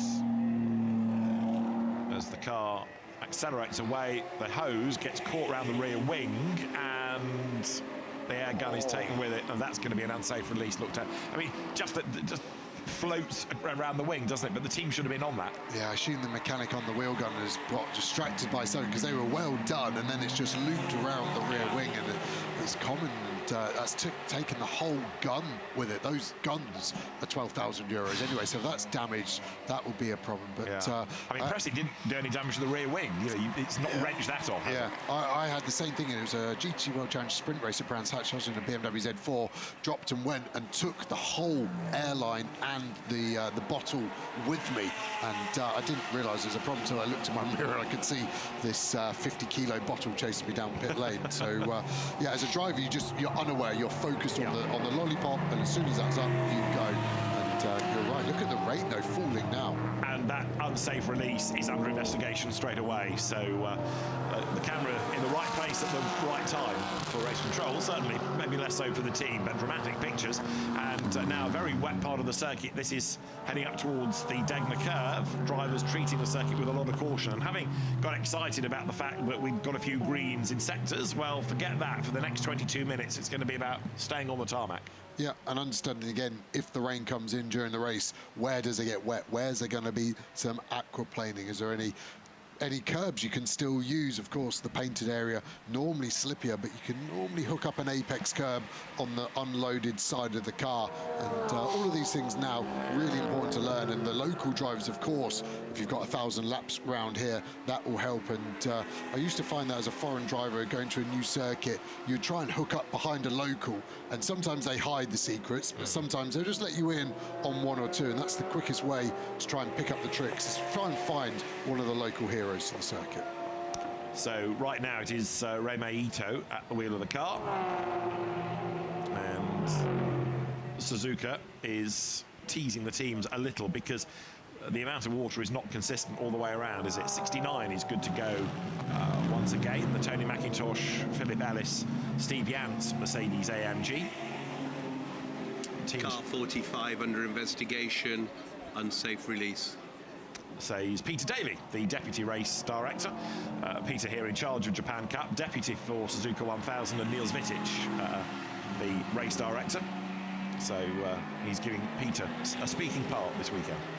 Yeah, just looking down the order of where the pace is at, 2:15, 2:14 seems to be the pace, so it is wet out there. That's 3 or 4 seconds slower than times we've seen this weekend already on a wet tyre, and drivers easing into it. And it's wetter here, isn't it, towards the back of the paddock. This is sort of round turns 4, 5, that S that snakes its way through the Sora curve up towards Nippo Corner, turn 7, which is where you start here to make the climb up towards Dagmar.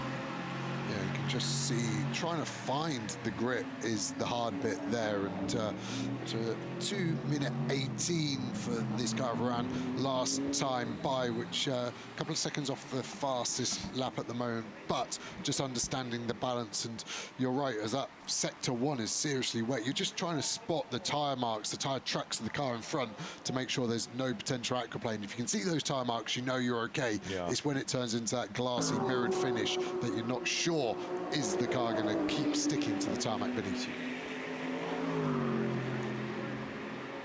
So here, 89 BMW goes wide onto the painted curb, got away with that, but that shows now how treacherous the track surface is. It can catch you out really without knowing. And so Rohan Kunfan, wide over the curb, survives the moment in the Team KRC BMW, Maxime Oosten and Neil Verhagen, the other drivers of that car. Yeah, two quick drivers there. We've seen a lot of this year. Still the energy in the car through 130R. That's where the exit curb would be the worst place to be in the world. Touching that while the car heavily loaded at 200 kilometers an hour for sure would not be the wisest move you could do. The BMW surprisingly not using much apex curb through the chicane there. And, maybe it's just unsettling the traction control to see it's now turned full lights on the front as well. The endurance spec headlights on the BMW very strong, and so the aided by those sort of curb lights on the bottom that point slightly more outwards than the main beam of the headlights to help. And here's the 45 car that took out the airline last time by. We haven't been told it's been given a penalty, but they're coming in maybe just to check everything's okay before they head back up. Yeah, something like that may well turn out to be a financial penalty. And hopefully this time there's somebody hanging on to that cable. They don't want to do it again. Probably just worth checking the rear of the car as well, isn't it, to make sure that the rear wing hasn't had any damage. 21 looks a little bit forlorn, as though it's not in any immediate hurry to go out. The Raman Rocket, the Blattner Marshall Patrese car, which was looking very impressive yesterday, 20th today. I don't think they've even taken the slicks off the car. I think the slicks are still sat on the car. So either the driver's saying we don't want to go out in the rain, or the team saying they don't want to risk the car. But a bizarre decision, in my opinion. I'd want to be getting as many laps in as possible in these variable conditions, because that is potentially what's going to happen over the course of the weekend. And through the rain is the Sun. The Sun Energy and 75 Express entered Mercedes, which is now Dominic Baumann at the wheel, winner of the Spa 24 Hours Gold Cup in the past, won it last year. FIA GT3 champion going back, what, about 13 years, back to 2012 I think it was when he won that. And this car again is after a class result for Kenny Habel for the championship, joint leader in bronze. and they really feel like they're supporting Kenny Habel in that Independence Championship, and goes in real deep there. I wonder how slippy that painted surface is. Looked okay, but tiptoeing around, and again, just a good illustration of what these drivers are having to face. Each lap is differing with the rainfall, but the sun seems to be coming out over the back end of the circuit, so maybe the rain is going to abate, and you can't even spot because we haven't got the headlights on, and at the moment that car hasn't been highlighted for not having the lights, but no rain light, no headlights, and you can suddenly see that bright orange car is no longer visible. Yeah, exactly. 360, the Nissan is being warned to put its lights on, and the lights go on now. So the team on the radio would have said to Baumann, flick your lights on, and as soon as he gets an opportunity, because he's a bit busy on trying to keep the car on the road, he flicks the switch and we're in business. 16.5 minutes of pre-qualifying to go, which has been relatively, he says, finding wood to touch, drama-free. Couple of spins, a little bit of damage to 45, but compared to yesterday, people are at a new level, aren't they? They've learned a lot from yesterday, and that's being put to good use. Yeah. It's important, again, just to make sure that your teammates understand. So Baumann out at the moment, but he'll relay this to Kenny Habel of what was doing what gear worked better, and still no rain light on that Mercedes. And as a driver, obviously, even turn the headlights on makes no difference in these conditions to you personally, but the visibility, very important. That's why it is stipulated by race control that the headlights and that high-intensity rain light should be on. So Dominic Baumann presses on. 75 is 21st overall. 6.5 hours the race will run as a maximum, and 1,000 kilometers the target. And how that's going to be affected by the weather, by safety cars, by incidents, remains to be seen. But as Niels Vitic was making the point yesterday, you know, the drivers in this are at a high level. Even the AMs are high-level AMs. Yeah, and they'll have to keep an eye on that. And actually, race control now saying rain light on for 75, who has turned it on. So race control doing a good job at making sure they keep the drivers safe. And suddenly the rain has really stopped. It even looked like it was drying on that back straight on the run to 130R. The 555 car deciding that they don't need to do any laps either. So a couple of Ferraris deciding we're happy with where we're at in these conditions. Yeah, that's the one that's third, 555. Thomas Neubauer brought it in. Hardly any spray at all now. This was the bit that I thought looked dry, and again, the teams will be learning this for the race, won't they, of how quickly the circuit dries, and then they're possible to plan their next pit stop, because you never want to do an extra pit stop just to change tyres. Every pit stop should be a full service, fuel, tyres, and a driver either change or driver time reset. Porsche still looking good in the wet as well, and I do suspect most of these cars have stayed on their dry setup, and they've then just put their tyres on a dry setup to see where the car is. Dorian Boccolacci then across the line in the Pink Pig.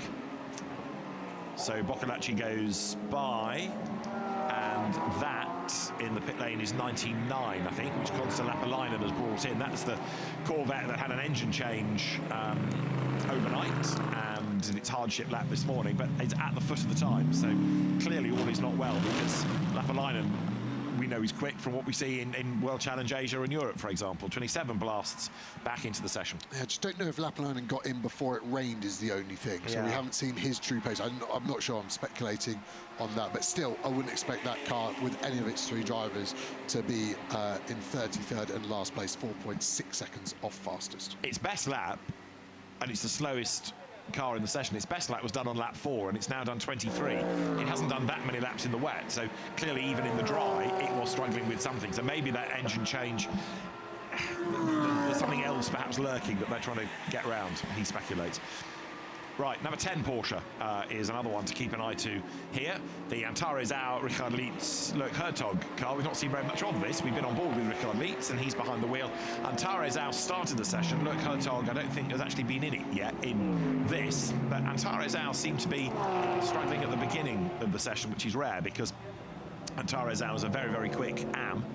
Richard Lietz, 6 times a class winner at Le Mans, and wasn't expecting to be back as a Porsche factory driver this year, but has had another busy program thrown at him. He joined Antares to win the Asian Le Mans 24-25 title, and another Le Mans class win as well. Here he comes, up towards the timing line then. this car out of the Absolute Racing stable. Antares Al, having touched on him, he's third in the championship in bronze, over the line. The gloom, the spray getting kicked up by the cars in front, and now going on board with this number 9 Callaway Corvette. 6.2 litre V8 in the front of this, and that's why it sounds so good.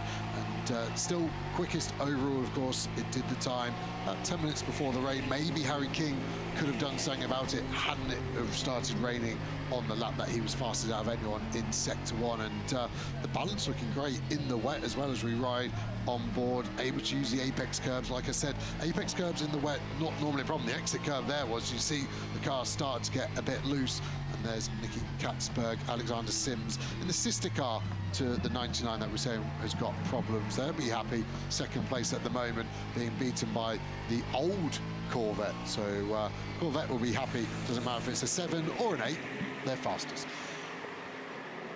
Nick Katzberg doing great things early on in that car, as this is still being shown as Conte Lapalainen behind the wheel, but I thought we'd seen a bit of a shuffle of drivers on that last pit stop. Yeah, we saw his Red Bull shod helmet getting out of the car, so maybe a driver ID hasn't been changed, but it's one of the Ibrahim princes, isn't it? And again, look how quickly it's drying there. And the problem is when it starts to dry in one part of the circuit, you still eat up these wet tyres, soft compound, and you then need to make them last. So you have to be disciplined as a driver, not to push too hard on the dry bit where the grip is and overload and heat the tyre, because you then need all the tread you can get as the car comes straight back into the box. So that was an out straight into in lap, only once past the pits there.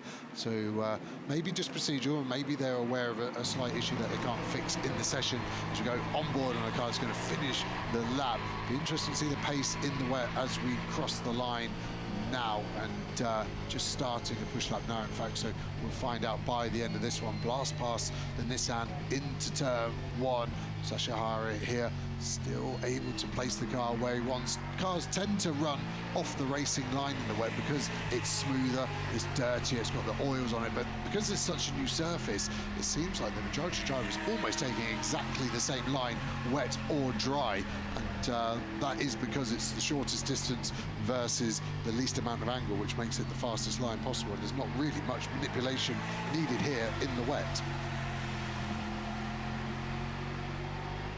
Sasahara blasts on then into the last 10 minutes of the session, so he's back behind the wheel, and now we'll get an idea as to where the dampness around the circuit is. Joe's right, it is drying quickly, wiper barely needed anymore, and Sasahara has done a great job. I think this is one of the surprises of the weekend, isn't it? Not that he is quick, because as we said earlier on, he's got a good track record, but for a venerable car, the older type of Corvette, to be the fastest, that's impressive stuff.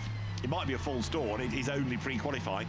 Qualifying this afternoon, broken into 3 parts. Each driver gets a stint, 15-minute stanzas for each, and then you take the average of the 3 drivers to determine the grid. So that's going to be interesting, and again, that's going to shuffle the grid a little bit in terms of where you find the Pro-Am lineups, because inevitably the bronzes ain't going to be as quick as the pros.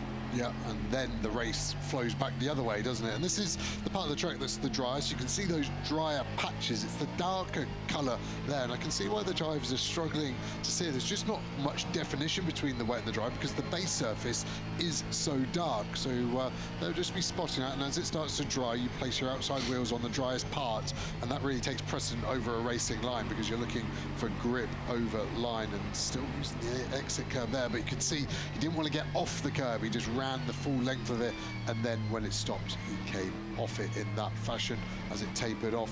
Again, able to use lots of curb here. This car looks brilliant in wet and the dry. Yeah. I'm hoping it's not a false dawn, and it keeps shining all the way through as you cross the line. 2 minutes 16. That's right up there with the fastest times we're seeing in these wet conditions.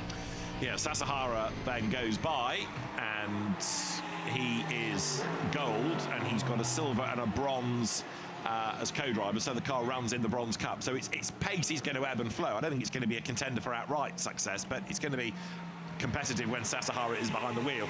Now they need to try and juggle just how much time he can have behind the wheel. Yeah, and when they put the bronze driver in specifically, because you want to stay on the lead lap as long as you can. I would feel you've got to start your bronze driver here, because they only have to do 60 minutes. You could get that done. When's the safety car at the highest chance of coming out? At the start. That keeps you on the lead lap. And of course, then you're done with the bronze, so any safety car after that is only going to help you close the gap. When the headlights out on the Callaway car, race control will be okay with that for now, but they will want that fixed for the race in case we get similar conditions. So Sasahara pounds on. 7 more minutes of the session to go. There is the Bingo Sports team. They've been running a different car earlier on in the day for Japan Cup, and within about an hour and a half of this session finishing, they're going to be racing, and they're having to get back into the Corvette to go qualifying. So it's quite a big ask. It's jumping from very different machinery and different sessions as well. We were talking earlier on about Antares Au and how he looked like he was struggling a little bit. Let's find out. He's with Amanda. And your 2024 Independent Cup champion comes into the weekend third in the points after 1 and 2 are tied. And Antares, we were talking a little bit about your stint earlier today. You're happy with it. What were you guys working on? So this is pre-qual, so our last chance to get the systems in place, test the setup. So I was, on grunt duty to put new brakes to work.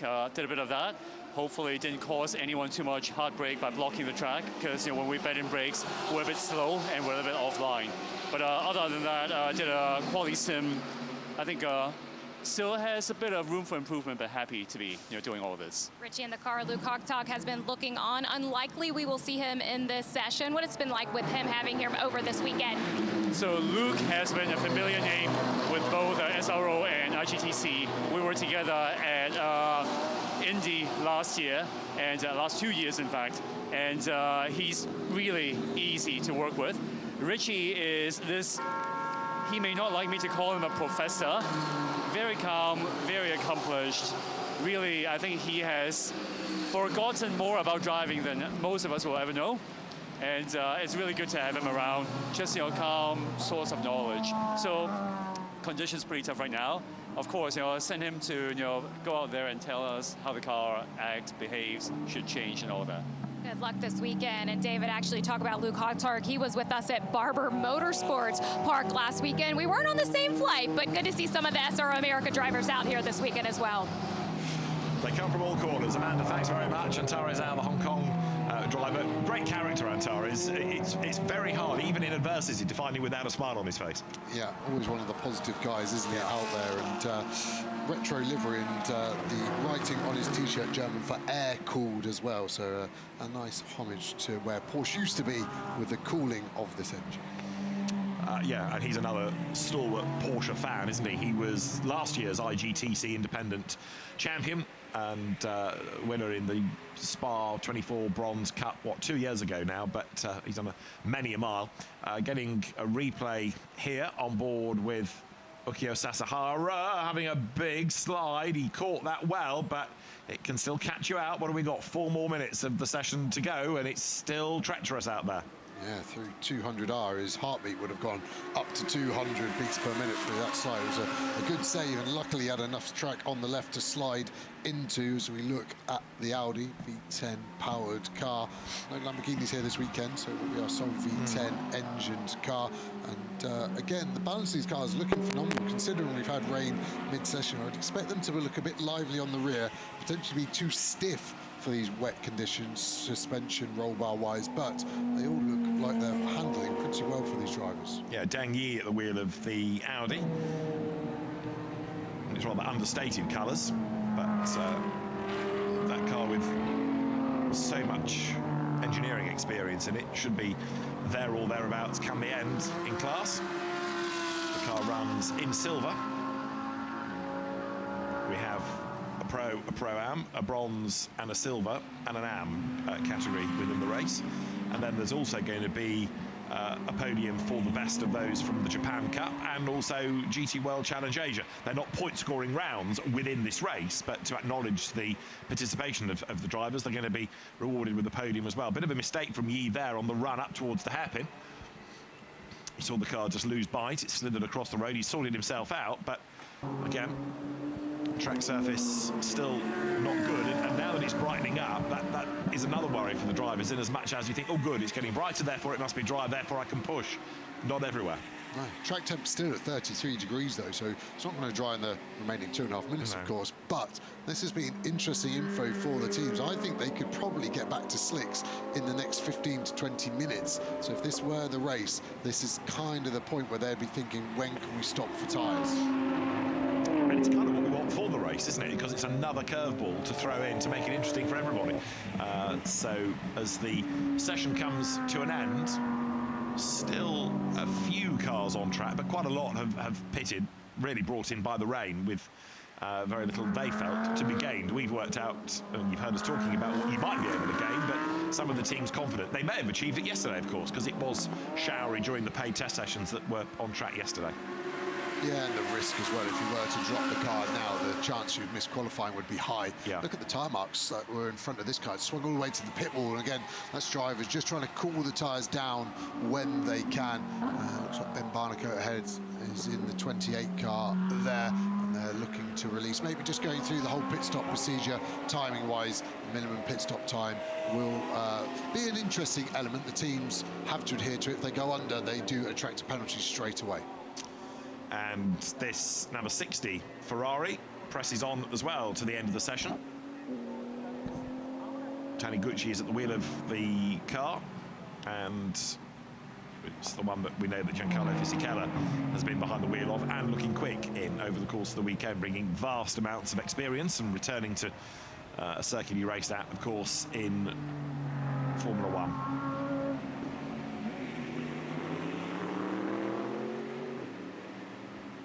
Kei Nakanishi up towards the chicane. Nakanishi brings the car to the pit lane, so doesn't take the flag on the pits. Bale's just slightly ahead of that, and down the pit road he will come then.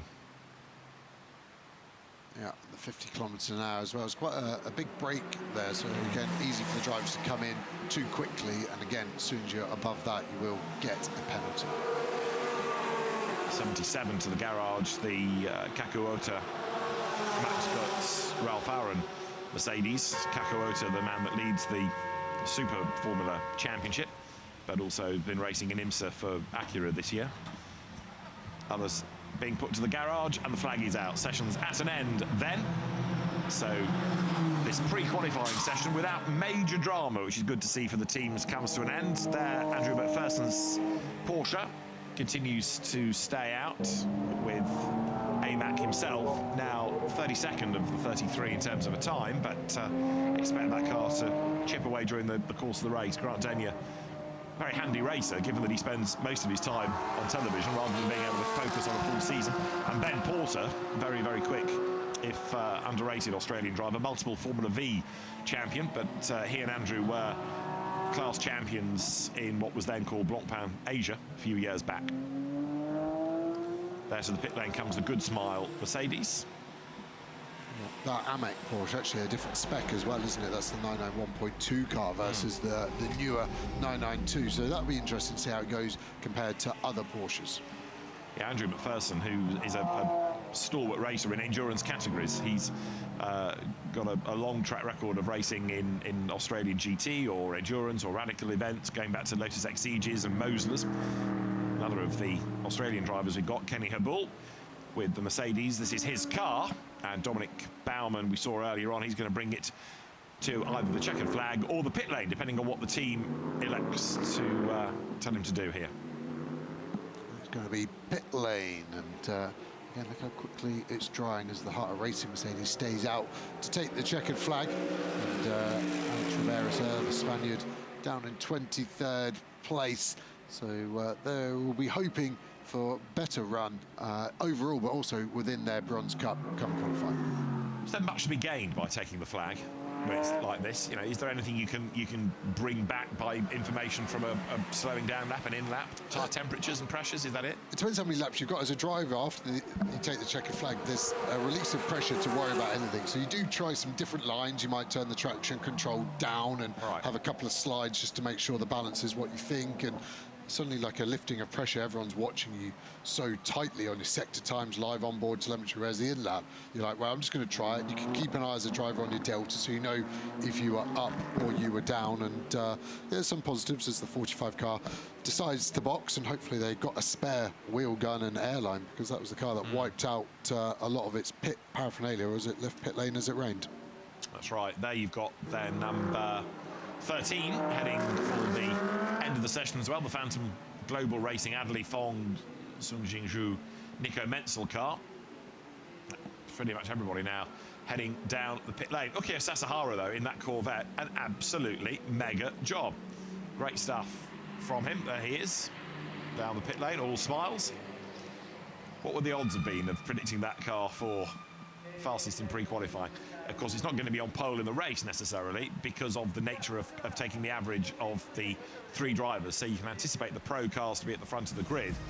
But the qualifying session, when we get to it, is going to be very interesting indeed. And that's going to come up this afternoon with the cars taken to the circuit at about 5 o'clock. In pro, Nick Katzberg doing the best time. In bronze, Ukio Sasahara. In silver, it was the Deng Yi Audi Pro-Am to the LM Corsa Ferrari. And there in order is Ukio Sasahara ahead of Nick Katzberg by just under 4/10. Thomas Neubauer taking 3rd. 4th, Giancarlo Fisichella's Ferrari. Harry King hauled the EBM Giga racing car up to 5th ahead of Patrick Pilet. And then further down the order, the championship leading Augusto Farfus 8th. And the other WRT BMW, only 16, Van der Linde, Marcello and Wirt. Bit of a surprise maybe, but I don't think it's going to be there come the end of qualifying.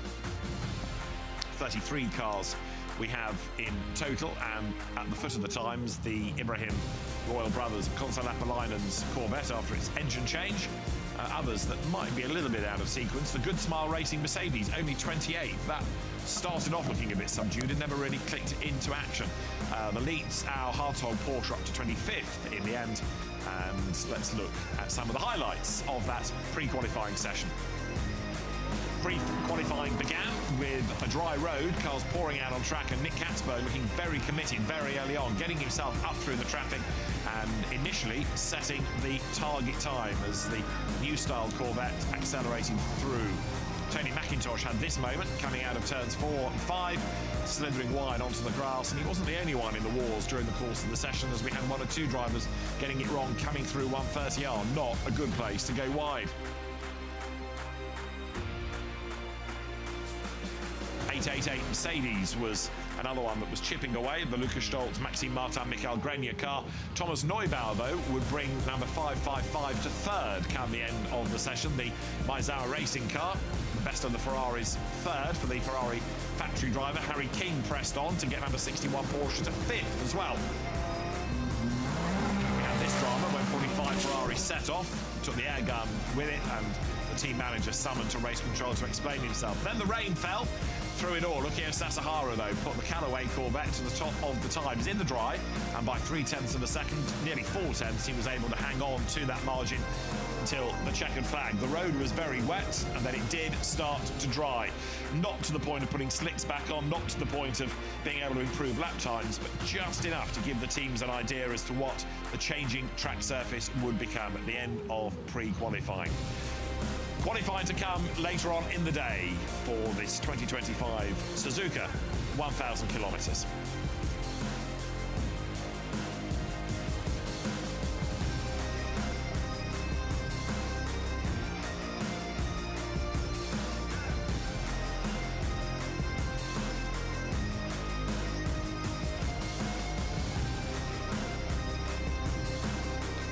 Lots of track sweeping for the marshals to attend to before further racing on track. Japan Cup to come later on, and then qualifying for the Suzuka 1000 later on in the day. Those 3 segments to then take an average of the drivers. So dramatic stuff, fascinating stuff in these changeable conditions. Who knows what the track is going to be like for qualifying? We'll find out later.